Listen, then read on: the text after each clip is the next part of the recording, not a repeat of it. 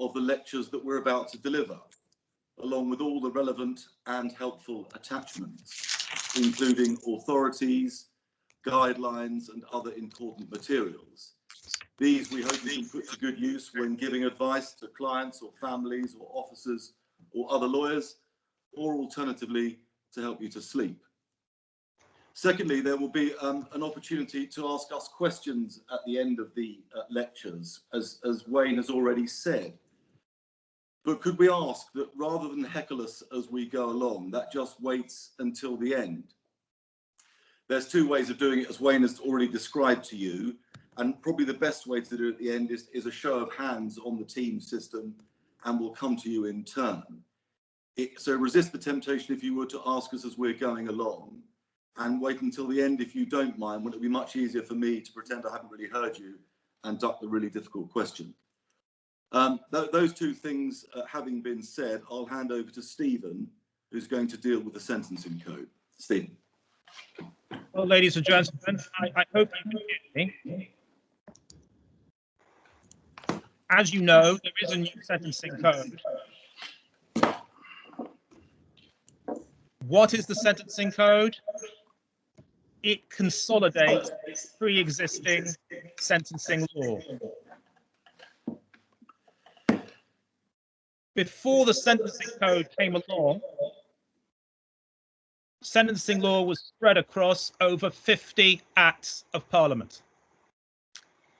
The three main ones you will recognise as the Powers of Criminal Court Sentencing Act 2000, the Criminal Justice Act 2003, and the Criminal Justice and Immigration Act 2008.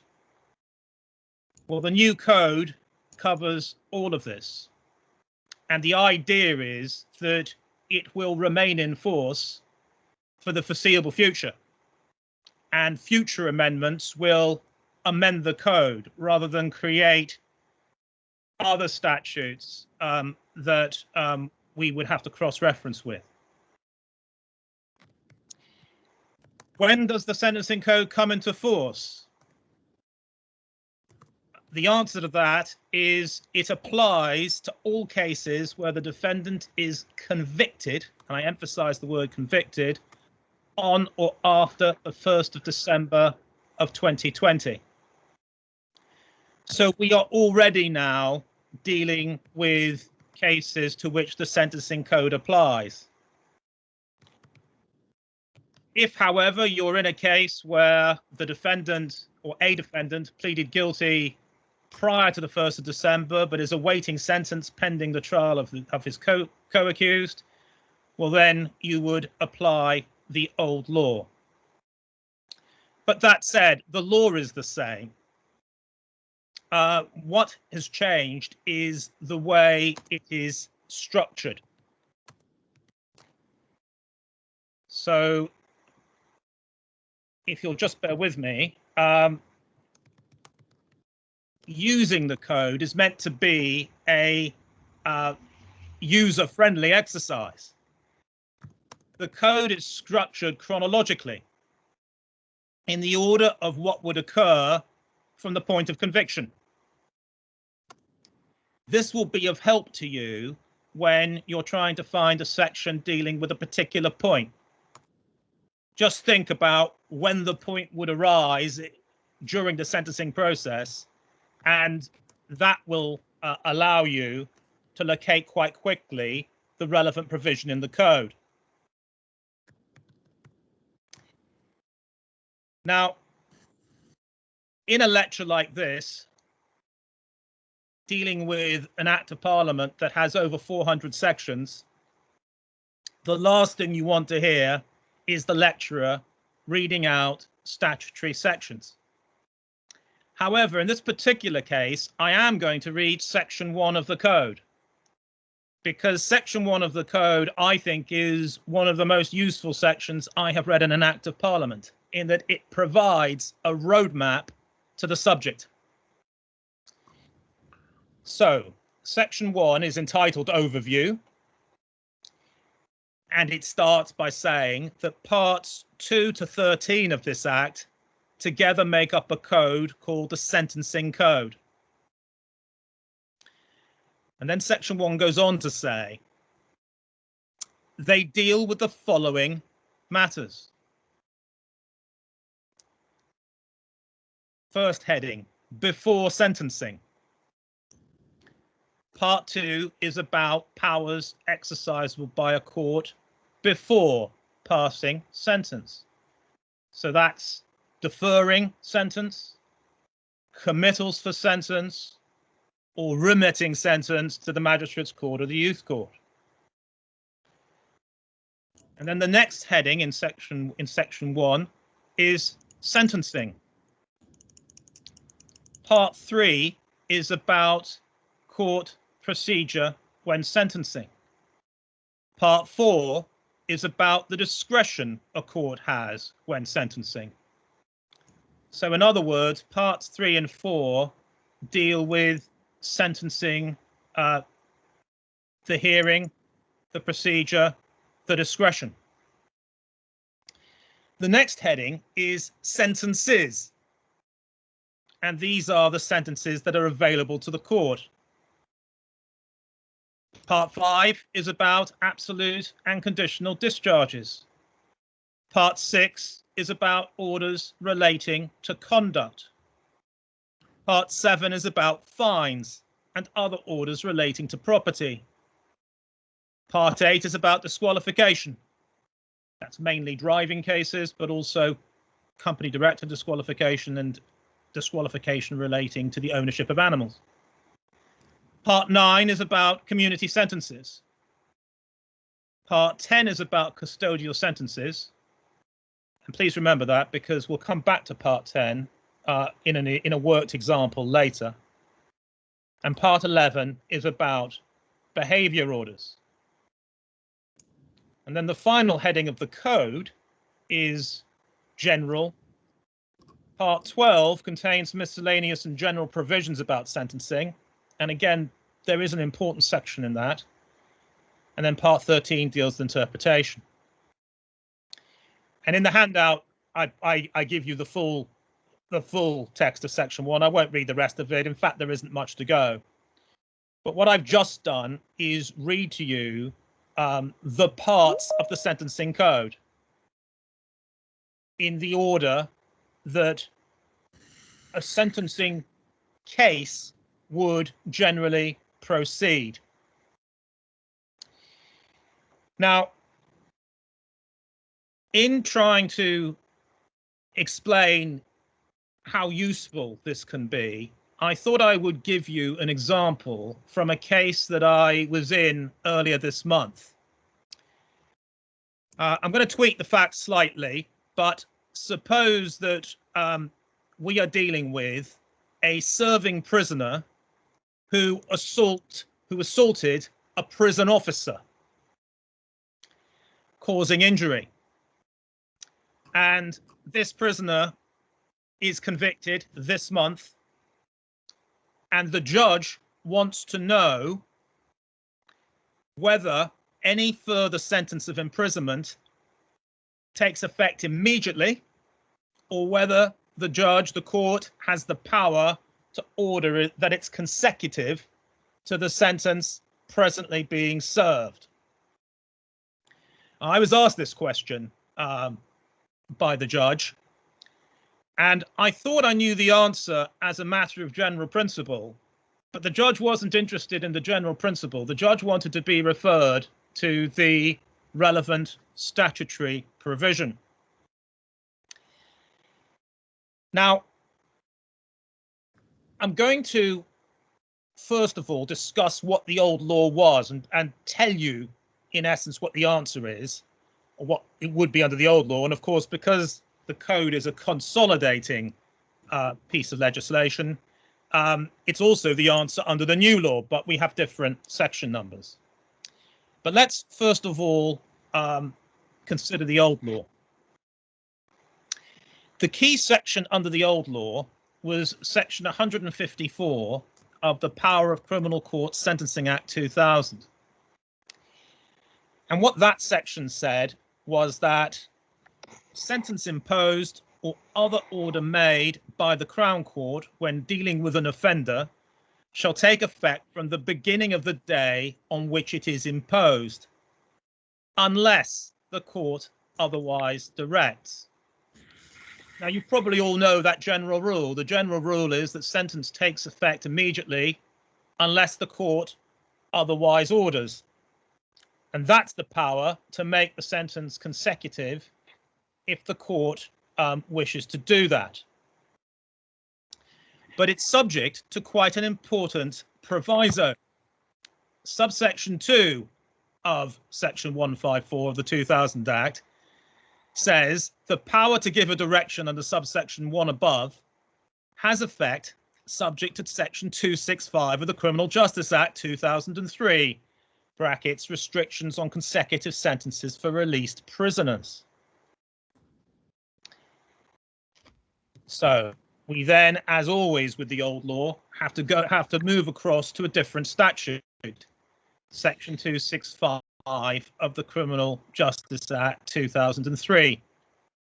And that provides that a court sentencing a person to a term of imprisonment may not order or direct that the term is to commence on the expiry of any other sentence of imprisonment from which he has been released under this chapter or under Part 2 of the Criminal Justice Act 1991. Now, the short point is that where a prisoner has been released, the court has no power to make any new sentence consecutive. And the elephant trap, which many courts have fallen into, is the situation where a prisoner has been released and is then recalled, either because of some new offence or because there's a breach of licence. When that happens, the court cannot make a sentence for a new offence consecutive to the term that the prisoner's already serving. There are a number of cases where this mistake has been made. The most recent that I could find is McStravick from 2018. McStravick was actually very similar to the example I've given you. McStravick was released on licence, recalled, and 6 days into his recall, threatened a prison officer with a weapon made out of a roll-on deodorant, managed to attach a blade into it. The court wanted to make the sentence consecutive and did so. The Court of Appeal had to allow the appeal given the provisions of Section 265. So, ladies and gentlemen, that's the particular point of law that we're looking at. What I'd like to do with you is do what I had to do in my case earlier this month and try and find the relevant provisions of the sentencing code so as to give my court the relevant numbers. Now, I'm holding up, don't know if you can see it, I'm holding up the part of Archbold of 2021, which has a volume devoted specifically to the sentencing code.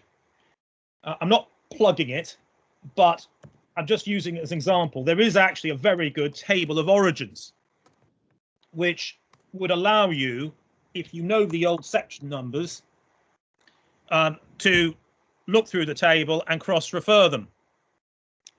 However, it works best the other way around. When you've got the code numbers and then you want to see what the old legislation was. So that table, although of use, isn't, I think, as good as actually trying to find the provisions in the code. I tried at first using the index to the various textbooks, but actually it's quite difficult using an index to find the relevant sections, because the sort of words that appear in these sections, like commencement, consecutive, concurrent, start of sentence. These are all common words. The index, certainly in Archibald, doesn't, I'm afraid, help. But if you just take the code and you go through the exercise of thinking chronologically, it becomes quite obvious where to start. If you think about the general principle that a sentence starts the day it's imposed, that means that it starts at the end of the sentencing hearing for all practical purposes.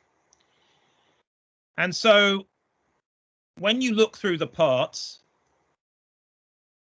when you look through your section 1 roadmap, you're obviously going to get to the bit that deals with the various types of sentence that can be passed, and you come to, don't you, to part 10, which is custodial sentences.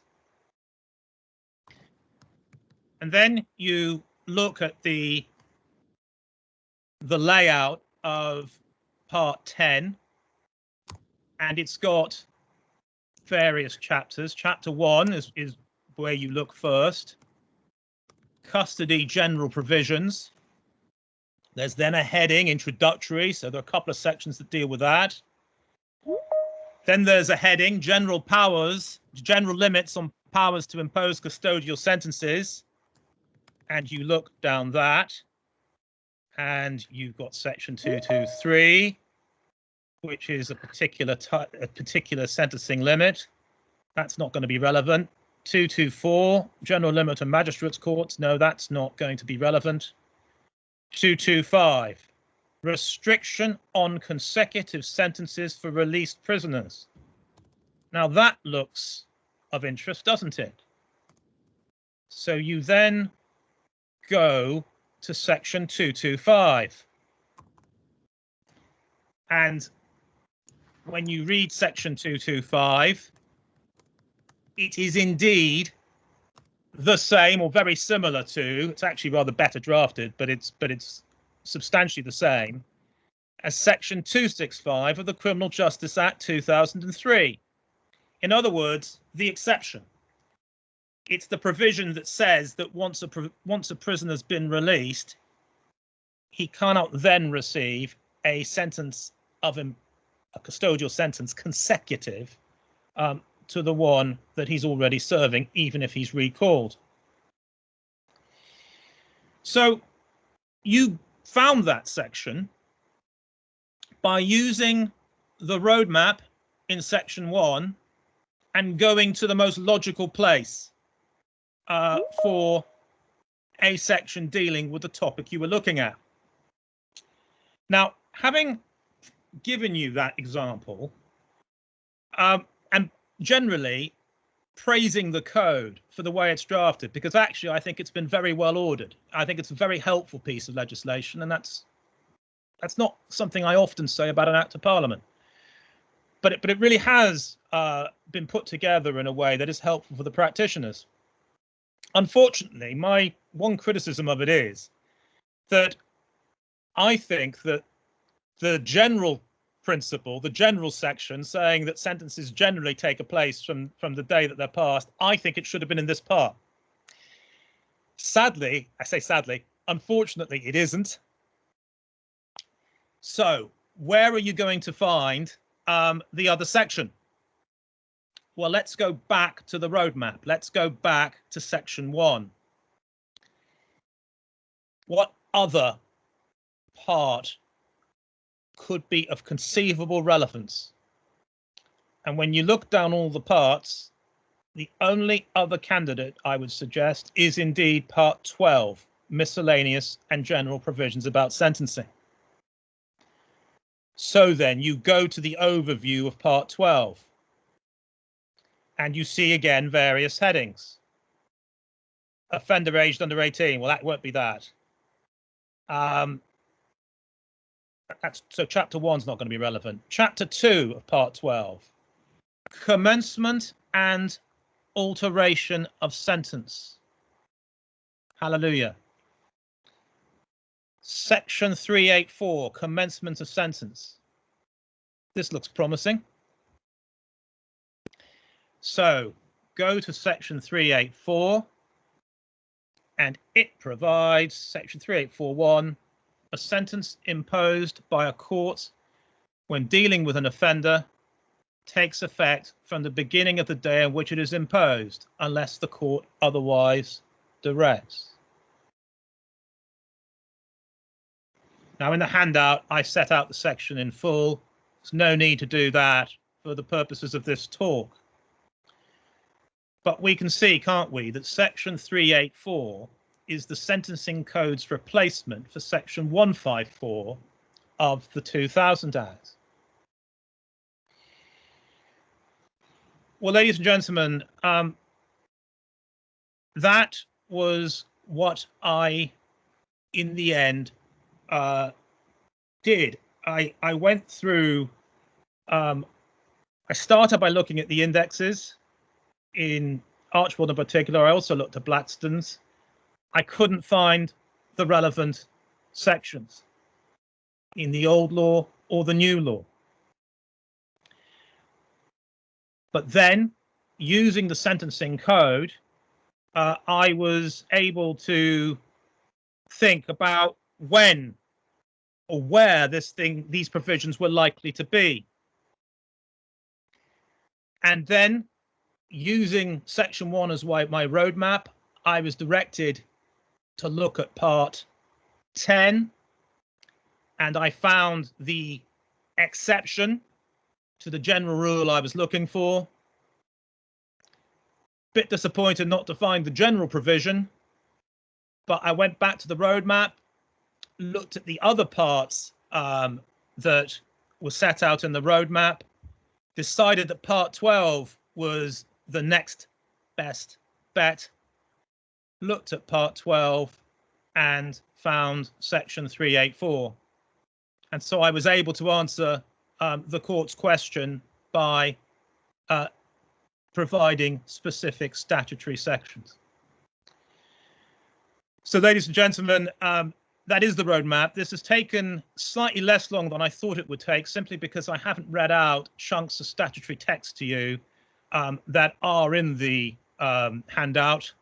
But in order to give this lecture online when you haven't got the documents, I've decided just simply not to read out vast chunks of statutory text, but to give you an overall approach that I hope you will find useful if you need to research where things are in the code. Ladies and gentlemen, that completes what I have to say. Back to Rossano.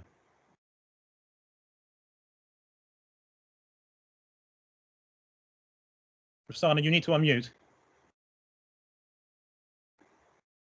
Can you hear me now? Yes. Thanks, Stephen. Slightly different topic from me now, and it's about fixing the minimum term in murder cases. I'm going back to the beginning with the Criminal Justice Act in 2003, which we're all very familiar with now. But that heralded a new era for determining the minimum custodial term in cases of murder. What had been the responsibility of the Secretary of State, having considered recommendations from the trial judge and the Lord Chief Justice, became the responsibility of the trial judge, and it remains so. The case of the Crown versus the Secretary of State 2003 was the catalyst for this change, the involvement of a member of the executive in determining a minimum term, according to their lordships, contravened Article 6 of the European Convention of Human Rights. As they said, the task of setting a minimum term is indistinguishable from that of determining a sentence. So the role of the Secretary of State was phased out as the Act came into force. None of this changed the fact that the mandatory sentence for murder remained life imprisonment. An offender may be released on licence, and the minimum period affects the date on which that will happen, and the murderer remains at risk of being returned to prison for the rest of his or her life. So the sentence, therefore, is split into two parts. The first part, which is known as the minimum term, is of course the period to be served by the offender as a punishment and as a deterrent. And the second part, during which the offender can but may not be released on licence by the parole board. That, of course, as you all know, only happens if and when the board decides that the safety of the public does not require that person to remain in prison. Now, the Criminal Justice Act of 2003, section 142, produced some general guidance on sentencing in criminal cases, in particular, the purpose of sentencing. And the statute produced a list for sentencers of matters to which they must have regard: punishment of offenders, the reduction of crime, reform and rehabilitation, the protection of the public, and the making of reparation to persons affected by crime. But of course, the sentence for murder is fixed by law, so this section does not apply to the determination of minimum period in murdered sentences. What this section serves to underline is the very different task faced by judges and therefore all of us, advocates, those advising defendants and those prosecuting these offenders when considering the minimum term. Well, what do I mean by that? It is often thought, mistakenly so, that the issue of public protection is relevant to the issue of setting the minimum term. It is not. The imposition of the life sentence itself has provided that protection, and thereafter, that matter becomes the province of the parole board. Therefore, the sentencing judge is only really concerned with seriousness, unlike when imposing determinate sentences. And that distinction is very important, because that important distinction enabled the Criminal Justice Act of 2003, section 269, to provide statutory guidance on setting the minimum term, while still protecting the discretion invested in judges when arriving at the final disposal in any case. In hundreds of cases of murder since, some I'm sure you've all been involved in, the Court of Appeal Criminal Division have upheld sentences which they have accepted may seem a little low or seem a little high, repeating, as they often do, that nobody is better placed than the sentencing judge to determine the gravity of an offence. And this includes, of course, murder cases with a sentence fixed by law. This, you may think, makes perfect sense. The legislative framework allowing for this recognises that an identical level of seriousness cannot possibly be attributed to each murder case. The range of seriousness within murders is vast. At one end of the spectrum may be the sexually motivated multiple abduction and killing of young children, and at the other, a killing which represents an act of mercy, motivated by love, designed to provide release for someone from a terminal illness or unbearable suffering. If you think of each of those two ends of the spectrum, and then all the other types of murders in between, there can be no doubt, can there, that as much as the circumstances vary, so too does the seriousness. Notwithstanding the broad range of murders and the requirement for the judge to have discretion to reflect this, sentencing consistency is still absolutely necessary. And that consistency is brought about by the legislative framework and, importantly, Schedule 21 of the same Act and what are known as the general principles that it establishes.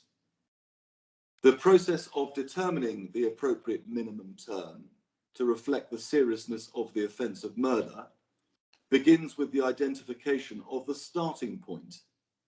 Starting points are something we are now very familiar across the spectrum of criminal offending. I won't dwell too much on the starting points, and not for too long. There are issues that arise from Schedule 21 on which our time is probably a little better spent, but we all ought to be familiar, in case we're not, with the 5 starting points before we look at some of the better and more interesting issues. So for adults aged 21 years old and over, there are 4 starting points. a whole life term, 30-year starting point, 25 years, and 15 years. For 18 to 20-year-olds, there are just 3 starting points, 30 years, 25 years, and 15. And for youths, there is 1 12-year starting point.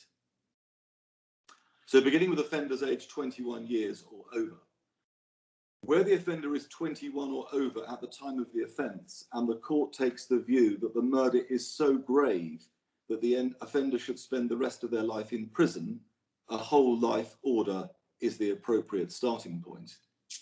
The early release provisions, therefore, in section 28 of the Crime Sentences Act will not apply. Such an order should only be specified where the court considers that the seriousness of the offence is exceptionally high. Such cases include A, the murder of 2 or more persons where each murder involves a substantial degree of premeditation, the abduction of the victim, or sexual or sadistic conduct.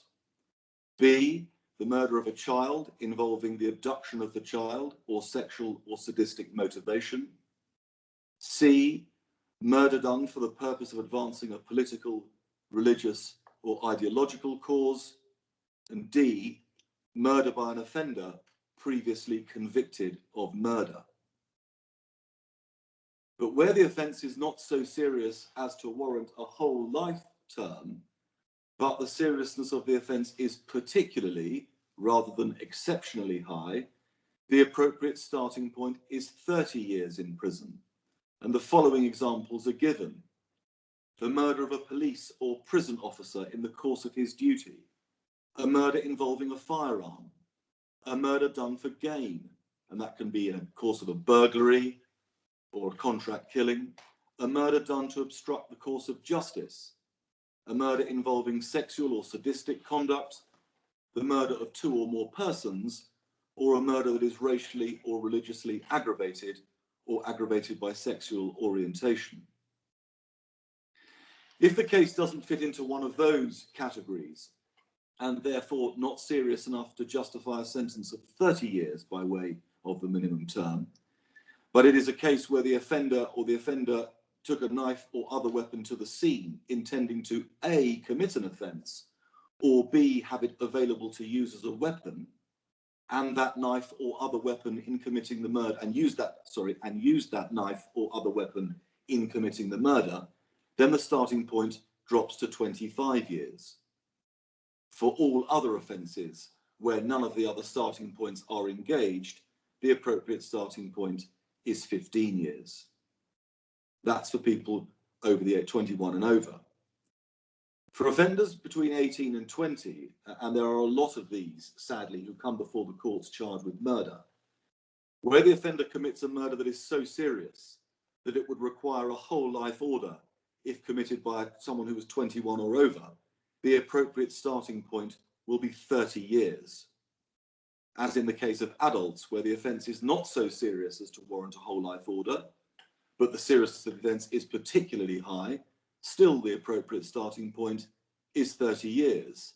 The same applies for murders involving the use of a knife taken to the scene, and for all other offences, the starting point is 15 years.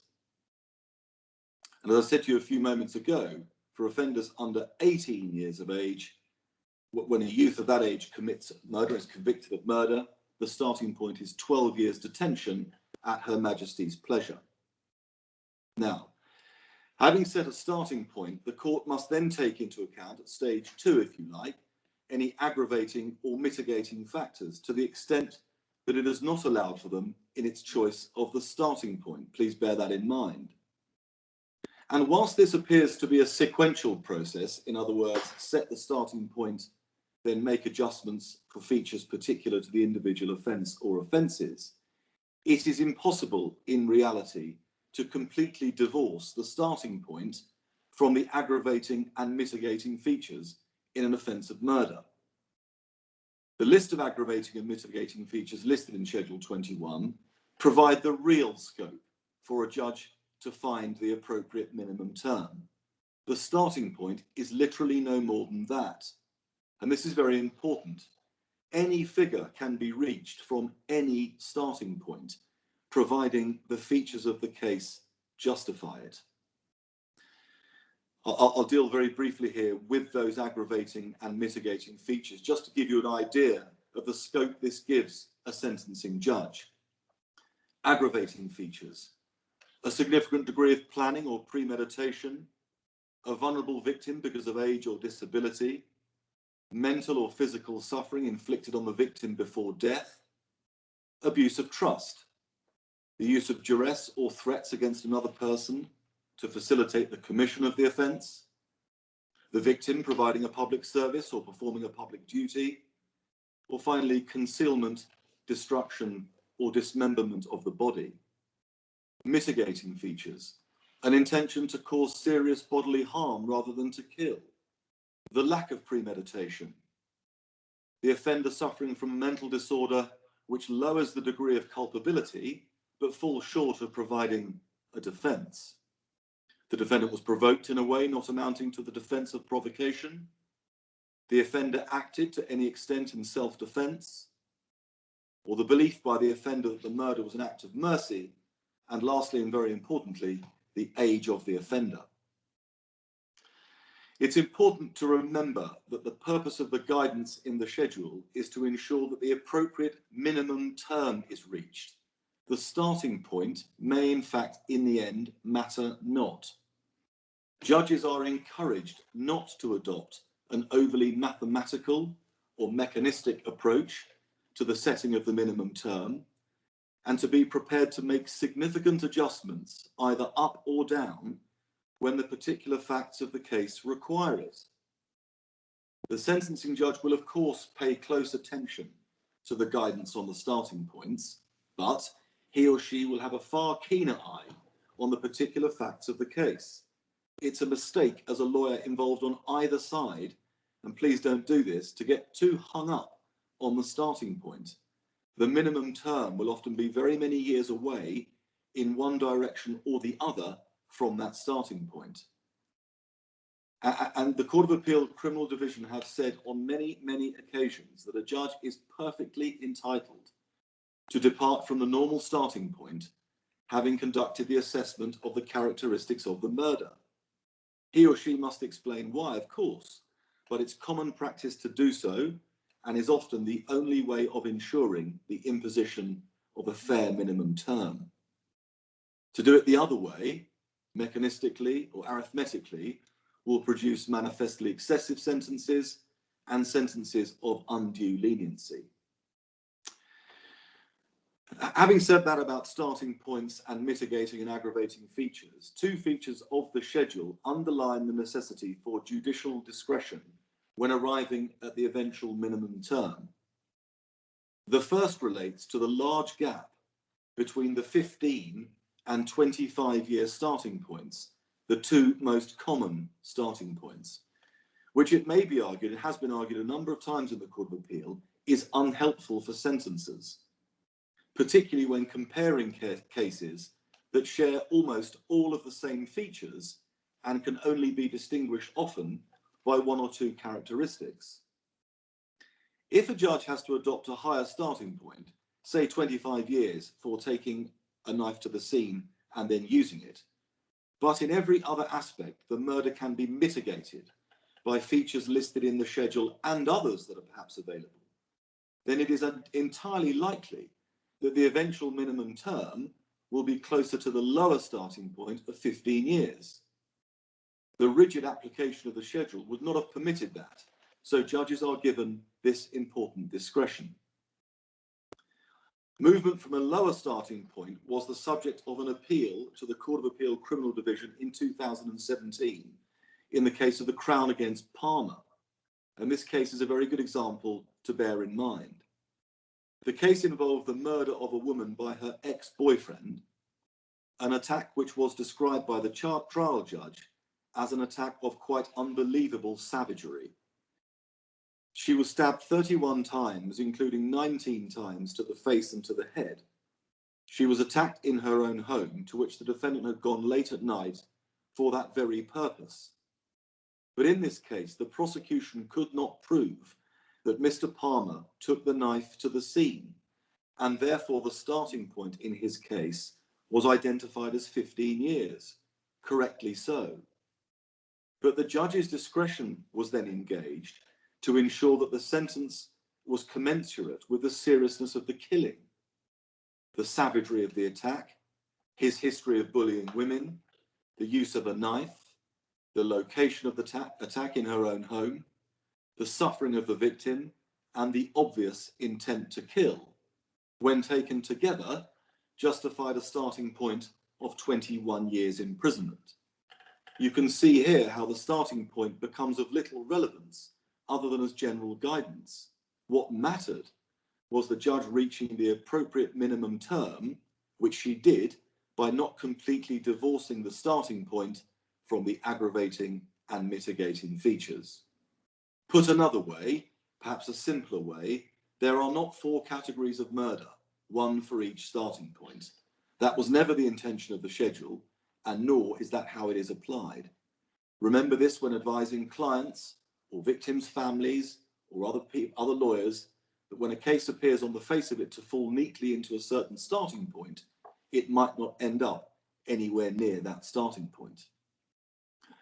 One case worth noting for perhaps the opposite reason is Abdiaziz Varsame, which was a 2004 case, which came very quickly after the 2003 Act, which saw a minimum term reduced by 2 years by the Court of Appeal on the basis of almost mathematical computations on what each aggravating feature was worth and what each mitigating feature was worth. As I say, this case followed on very quickly from the introduction of the schedule, and it's been roundly criticised since. Its application now ought to be limited to reminding judges, should they fall into that trap, that such an approach is wrong. The second feature of the schedule that has direct relevance to very many murder trials that we all are involved in is the issue of age, and by that, of course, I mean the offender's age. Very many murder cases involve young people acting together.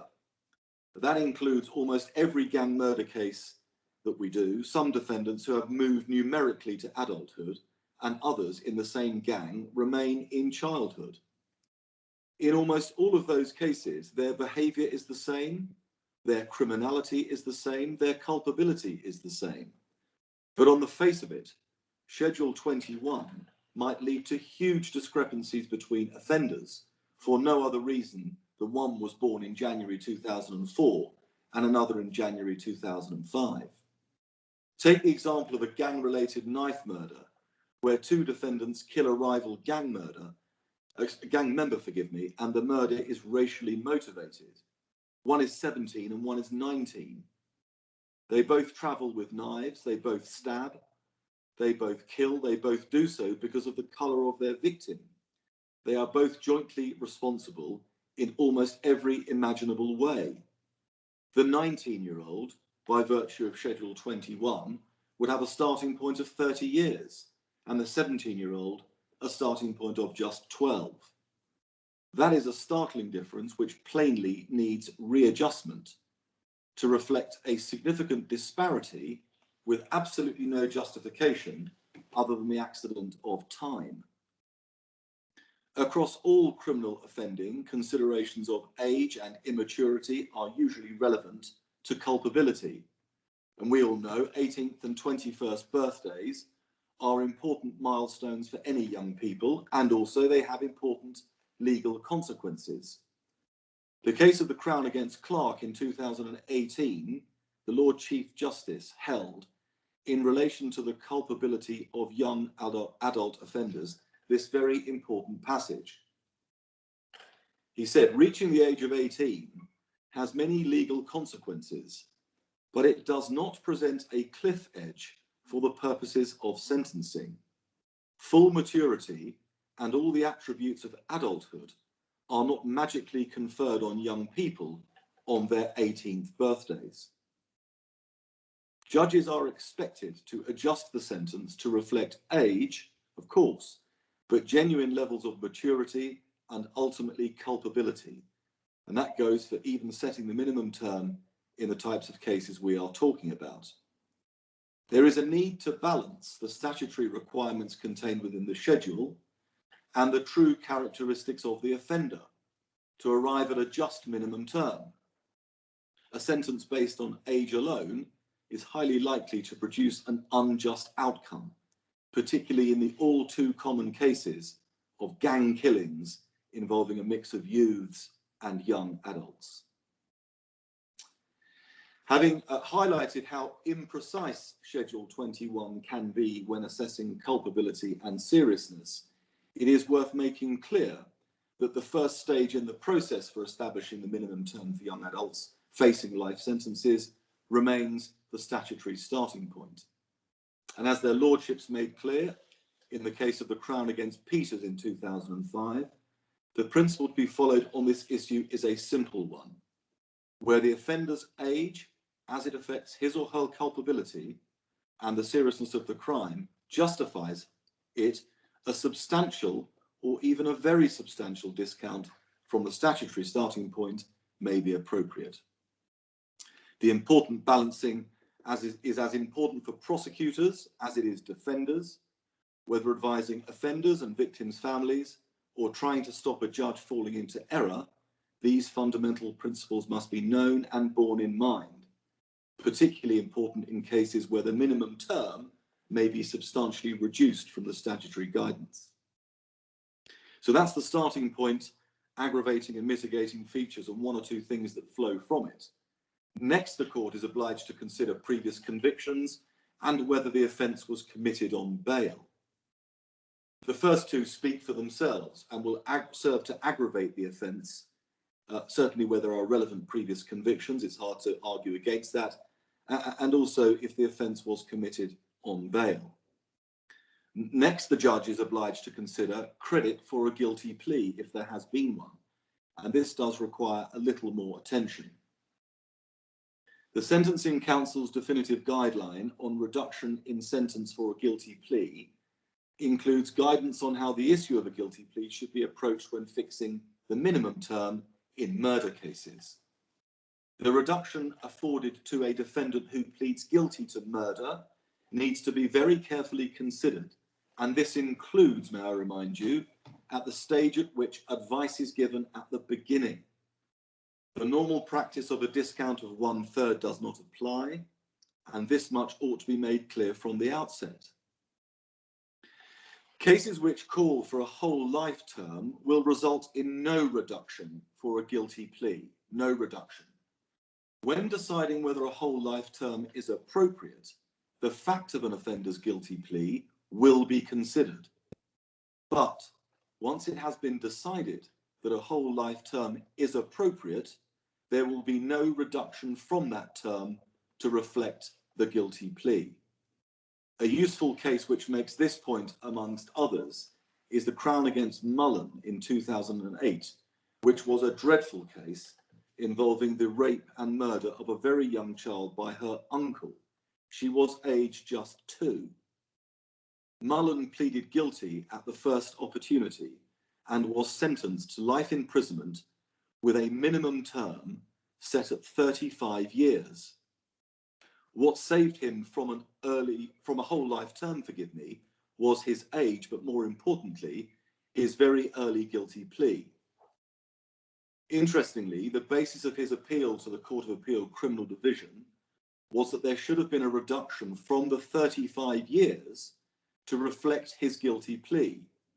But the President of the Queen's Bench Division, Sir Igor Judge, rejected that, making clear that once the plea had spared him from the whole life term, there was no question that he could derive further benefit by way of a reduction to the minimum term. In all other cases, though, credit will usually be afforded to an offender who pleads guilty. The stage of the proceedings reached and the circumstances in which the offender entered his plea or indicated his intention to plead guilty remain important considerations in murder cases, as they do, of course, in any other case. However, the reduction afforded in cases of murder is different. The Sentencing Council's guideline provides guidance entitled Determining the Level of Reduction in murder cases. Firstly, The court will weigh carefully the overall length of the minimum term, taking into account other reductions for which the offender may be eligible, so as to avoid a combination leading to an inappropriately short sentence. You'll note here the distinction between this approach and that of other cases where the issue of credit is quite apart from any other aspect of mitigation, not so in murder cases. 2, where it is appropriate to reduce the minimum term having regard to a plea of guilty, the reduction will not exceed 1/6 and will never exceed 5 years.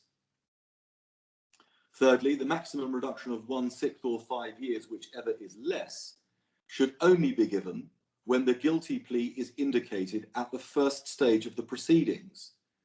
Lesser reduction should be given for guilty pleas after that point, with a maximum of 1/20th being given for a plea on the day of trial. So there is credit to be had, but slightly different features apply, and we all should be acutely aware of those differences and how they may affect advice and, of course, eventually the minimum term. Be ready to address judges and advise others on this issue. On a related but slightly different topic, but one which will come up, particularly if you're defending in murder cases and you're representing people at the magistrates' court for those first appearances and those early appearances in the Crown Court. Just 1 or 2 words about pleas to the lesser offence of manslaughter. I recently did a case where the defendant did eventually plead guilty to manslaughter and was tried for the murder, the prosecution not accepting his plea. He didn't enter that plea or indicate that plea in the magistrates' court, but that doesn't tell the full story. He was arrested, interviewed and charged and then produced in the magistrates' court, all in relatively quick time. At that stage, it was unclear quite how the victim had been killed. It was a motoring offence. It involved a car and someone being dragged in the car. And as you would expect, no indication of plea was given. And the matter, as it is nowadays, was whisked away to the Crown Court immediately. He appeared at the Central Criminal Court at such time that the manner of the victim's death remained unclear. And again, no indication of plea was given at the first opportunity in the Crown Court or the second. It was then agreed that at the first proper opportunity that he could have made that indication, he pleaded guilty to manslaughter and was subsequently cleared of murder. All that was left for the sentencing judge was the manslaughter, and we fully expected full credit to be afforded to him. He was 18, charged with murder. There was no clear cause of death. He hadn't met either of his barristers. His plea at the Crown Court and not the magistrates' court wasted no time or money. There was always going to be a trial. His plea, if entered at the magistrates' court and not the Crown Court, could not have spared anyone the ordeal of giving evidence or made the lives of the victim's family any easier. There was, as I say, always going to be a trial. But even in those circumstances, it was suggested by the learned trial judge that an indication could have been given by him at the magistrates' court, and as such reduced the credit afforded to him from 1/3 to 25%. Now, I don't let you know that story because I expect anyone, any defence solicitor, to lean on clients to enter a plea to manslaughter at the magistrates' court. That is unrealistic and unfair on a defendant in that position, which is what I told the Court of Appeal unsuccessfully at the appeal hearing. But I just tell you this to alert you to the likelihood of judges and appellate courts taking perhaps a harsher line than might once have been the case. So your advice should, however, bear this in mind when you're speaking to the defendant and to his family. Having considered credit for plea, if there is to be any, the next stage for the court is to take into account any period the offender has spent on remand in connection with the offence or a related offence. The offender will get no credit for time served on remand unless it is taken into account when setting the minimum term. The minimum term having been reached, the judge must then pronounce the sentence in open court and in ordinary language, and this must include stating the minimum term and the reasons for reaching that decision. Secondly, if there's been a departure from the minimum term, the court must state which aggravating or mitigating features resulted in that departure. Thirdly, state how much time is being deducted for time spent in custody. Fourthly, make clear that the minimum term is just that, and release from prison will depend on the parole board deciding that the public are no longer at risk. Until such time, the offender must be told he will remain in custody. Fifthly, declare that even upon release, the offender will remain on licence for the rest of his or her life. And finally, where a whole life term is deemed appropriate, the court should state clearly its reasons for reaching that conclusion. So in summary, starting point, aggravating and mitigating features, previous convictions, offence on bail, guilty plea, time spent in custody, and the sentence pronounced in court. Well, thank you very much for listening to Stephen and I. And if there are any questions, we'll be happy to field them.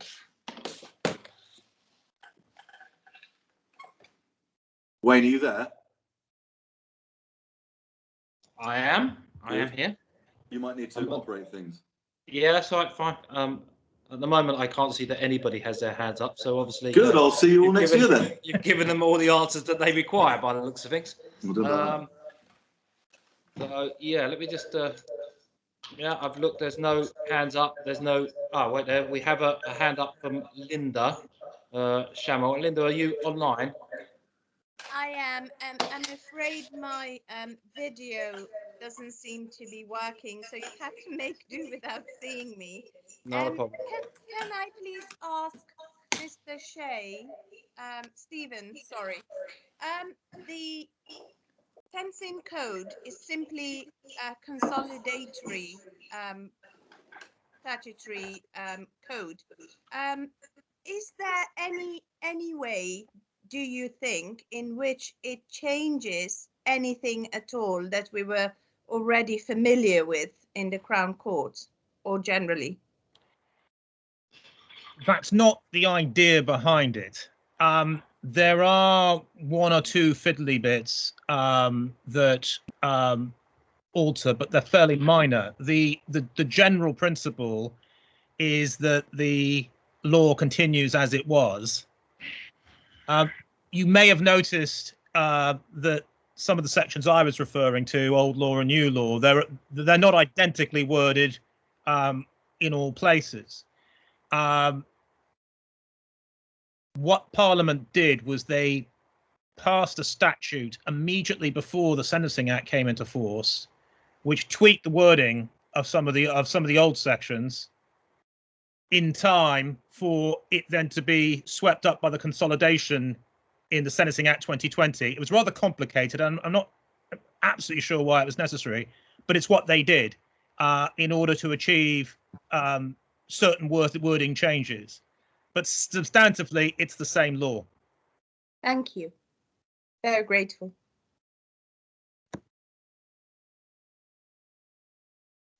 Are there any more questions at the moment? I can't see any further hands up. So on that basis, I would presume there are no further questions, and therefore we can wrap this up this evening. Yeah, yes. Can I just say, Wayne, that just so everyone knows, we'll get you the documents, and as I say, every case we've referred to, every statute we've referred to, we'll get them all within the next week or so, probably early next week. We'll get them all to Wayne, and Wayne will send them to anyone who's attended, anyone else that wants them. Yeah, just to confirm, so we will circulate the pack. There will as well will be a circular of this recording of this webinar as well, that you can keep online and refresh your memory if you need to.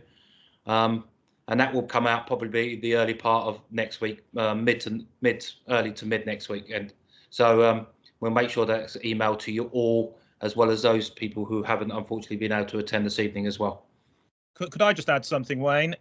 It's simply this, that while Rossano was giving his talk on minimum sentences, I had the PDF of the Sentencing Act open.